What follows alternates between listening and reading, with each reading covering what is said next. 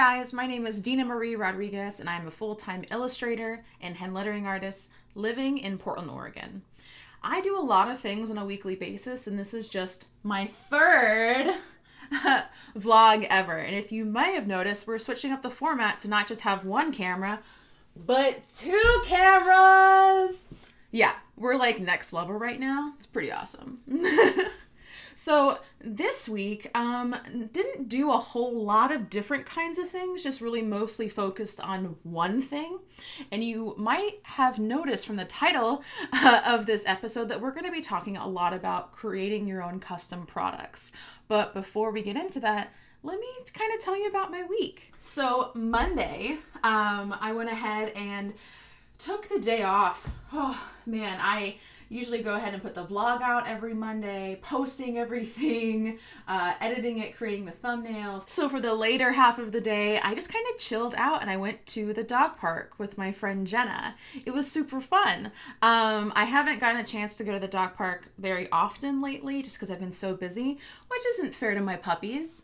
So I took them out for them to get some exercise, even though they're more like the puppies that just like chill with you and they're like the dogs that go to the dog park to be pet by other people versus playing with dogs. But hey, they still get something out of it, right? Tuesday and Wednesday, teaching class as always. Wednesday's class, it was mostly just them working in studio. But Tuesday, I got to really help the last semester seniors at PNCA figure out how they can make their websites even more interesting. And I want to share a couple tips from the class to kind of help you guys out presenting your own portfolio on the internet and trying to get clients. So the main thing we were talking about in this week's class was why don't more illustrators use spot illustrations in their website? Like, I understand you're showing off your work, right? You have a beautiful grid and portfolio presenting who you are as an artist and your style, but why don't you use custom illustrations to help break up the text on your about page or make a really amazing footer to help support that call to action, whether it's to buy a product or to contact you for a free quote. So some ways you guys can go ahead and add some of these custom illustrations in your website is a few different things. One, you can go ahead and just add patterns to the background of text. This is really great just to help break up all that white space, especially if you've been using Squarespace. You can also use custom hand illustrated icons to help talk about lists of things, whether it's you kind of putting your own spin on listing out the different social media platforms you're a part of or listing out the different services you offer. Instead of just telling them what you do, why don't you show them with a really cool illustration? Another thing that's super common that if most illustrators are going to add spot illustrations to their website, they usually do it at the very top, the banner on the top of every page. Now, sometimes this is just a really cool banner that's just the header of every page, but some people will take the time to take really good either pictures of their work or taking mock-ups of their work so it feels more real, or just kind of doing a spot illustration that best represents the page. So that's a few tips to help your website just look less plain and look cooler, and you're an illustrator, you might as well show off your talent as much as possible outside of your portfolio, right? So the majority of my week was actually spent working on a new product that I'm going to be releasing next week. Yay! New products! New products! New products! New products! New products. So I'm creating a postcard and sticker set that helps people remember that they got this, no matter if you have a lot of kids to take care of at home or you're trying to push that extra mile to do freelance work in your spare time while also having a day job, or you need motivation to work out more or read more books. So throughout this process of building a product, there are a shit ton of steps. You have to make sure you get your packaging, your fulfillment figured out, how to price, all those different things. It can be really complicated, and I'm going to help you guys through each one of those steps in today's video. So the first thing we have to figure out is how do we come up with a good enough product idea in the first place? Like, out of all these different ideas and things that we draw, how do we know we're going to create something that someone might actually buy? The key to coming up with a good product idea is making sure that it's relatable. Anytime you create art, someone has to feel a connection to it. There has to be a pull coming from within them being like, I need this product. I need to add to cart. So how can we make sure our work is being relatable? Well, there's a few different categories that I've come up with that might be helpful. So the first thing you could try to find in common is whether or not you two have the same style. That style can be a favorite color, a favorite animal, a favorite accessory, or it can be a literal style. Now, one thing that I got done this week is I put on one of my products on Redbubble, and it says all black everything. This is something that I think is pretty relatable. I love wearing black. Not only is it slimming, but it's easy to match. And just back in the day when I was in high school, where I was like a legit goth girl, that was my slogan. Another thing you guys can do and have in common with your audience is the same sense of humor. Now, be careful when you're doing something that's called parody. Now, this is when you're doing what's called fan art. Now, fan art for the most part is fine. If you're just practicing and just doing it for yourself, why not? It only gets a little troublesome once you start to put that fan art on the internet. And even worse, when you're trying to make a profit off of someone else's copyright. This is a no-no, but there is a legal loophole. All you have to do to get through said legal loophole is to make a parody of something. So essentially taking something that's already created, putting your own spin on it, and making it funny.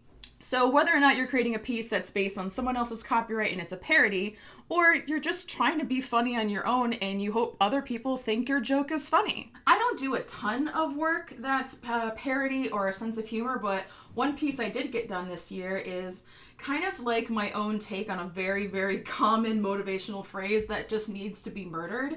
You guys have probably heard of it. The mountains are calling and I must go. No, I don't. I need to binge watch Stranger Things, am I right? So I went ahead and created something called My Bed is Calling and I Must Go. I went ahead and I put it on all different kinds of products. I put it on duvet covers, pillows, even coffee mugs. And a lot of people really liked it because it took such a different spin. You might even notice that I have a huge tapestry in my bedroom that has this huge phrase on it. You guys want it? Check it out on Redbubble. Now, the last way that you guys can try to relate to other people online to try to help buy your products is sharing a truth. Have a statement on a t-shirt or a mug or a poster and just being like, oh, I think that too. That's something that a lot of people would be interested in adding to cart and adding to their life, right? So those are all the different ways that you can be more relatable to your audience. But obviously that's just the very first step in a very long laundry list of things that you have to do in order to launch products.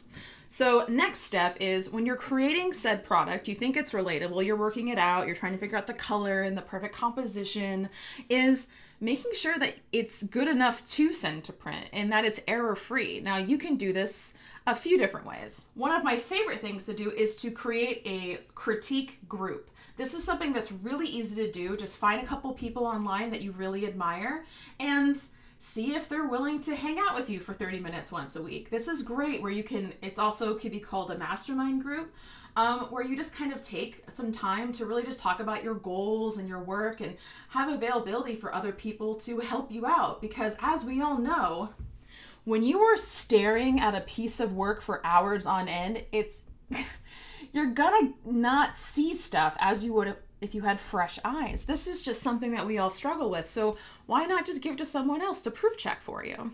Now, if you're too much of an antisocial butterfly to go ahead and create a critique group, then go ahead and just DM someone on Twitter or Instagram. So that way they can just like at least look at it and say, oh, great. So typically I think the best printers are local printers because usually you get really excited about a product and you don't want to have to wait 30, 60, or 90 days for something to come in from China. Yes, is it cheaper?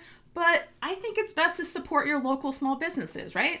So by being able to find someone more local, you can get quicker production and quicker delivery times, and you avoid that whole shipping cost from printing because you could probably just go pick it up yourself. So before you go ahead and send this to the printer, you have to make sure that it's error-free. So go ahead and do a couple of test prints just using your home printer. This is super easy. Just go ahead, print them out at actual size. That way you can get a better idea of readability. What are like the colors stand out along the background that you're using. If someone's going to be writing or doing something or interacting with this print in some way, make sure it makes sense. Next is selecting your packaging. Now, there are so many other mini steps that I'm probably going over, but again, if you guys have questions, please just let me know in the comments. When you're selecting packaging, especially if this is your first time ever creating a custom product, the cheaper, the better, because people are just going to throw your packaging away. So why the fuck would you spend a bunch of time and money getting like a custom colored like mailer or making sure your logo is on top of the mailer? You don't need all the bells and whistles when you first start out. The whole point of getting a product made is so that way you can make money. Okay, we've reached the last step in figuring out the first phase of how to launch your own products. And the big question that I get all the time is, how the fuck do you figure out how to price your products? We're gonna do some math. Are you ready? Okay, so you have to go ahead and make sure that you write down all the pricing for your packaging, for your prints. And if you're not using a local printer, don't forget, you also have to calculate the shipping, include that in there, that you're, from the prints and the packaging getting to you. And I know a lot of you guys are probably using the creative suite like Photoshop, InDesign, Illustrator in order to create these products. That's also an expense, so be sure to include that as well. Now, it can be a little bit more difficult to figure out what your shipping might be for sending the product to the customer. A lot of places like Squarespace, WordPress, Shopify have all these things kind of natively built in, but I personally think it's a way better idea if you go ahead and calculate the shipping included in the sales price on your website, especially for national, what's the word I'm trying to think of? People who live in your country, you get it. So in order to figure out the shipping calculations, you're going to have to figure out how much all of your packaging and stuff weighs and what the sizes are. So you're going to have to buy a scale. You're just going to have to buy it so that way you can weigh your packaging and you can figure out and calculate your costs effectively. It's like $20 on Amazon. You guys can get it.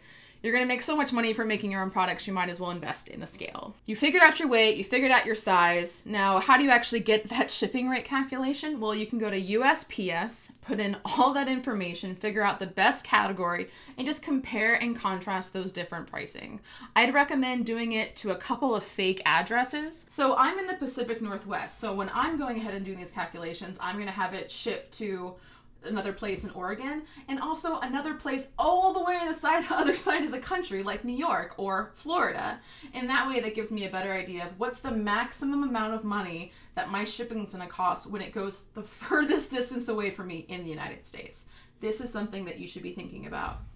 And also, if you want to go ahead and include an option for international shipping, do the same thing. For me, I usually try to figure out the shipping calculations to China, Australia, and the UK, since they're at all different lengths of space away from me. Now, the main reason why I'm having you guys calculate your shipping is because there's this thing called a drop-off rate. When someone's going through your checkout process on your website, buying a product, you don't want them to feel confused or feel like you're stealing from them, because when they get to that final, put in their shipping information, now they're about to pay, there might be like a $5 or $10 shipping fee that kind of puts your product just out of their price range. And unfortunately, they have to backtrack and not buy your product.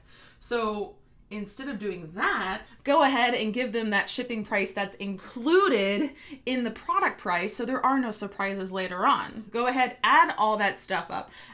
Adding that shipping calculation for actually sending out the products to your customers. Making sure you're also including the shipping of the prints and the packaging that are being sent to you. Any apps that you've included. Add it all up and then divide it by the amount of products. So if you're getting 50 prints, make sure you divide it by 50 or 100 or 200 or whatever your number is. And then I want you to add your profit margin. So that bottom baseline price, after you've divided it, that's how much you need to sell these products for in order to get your money back. But we don't just want to make our money back, we want to make even more money. That's the whole point.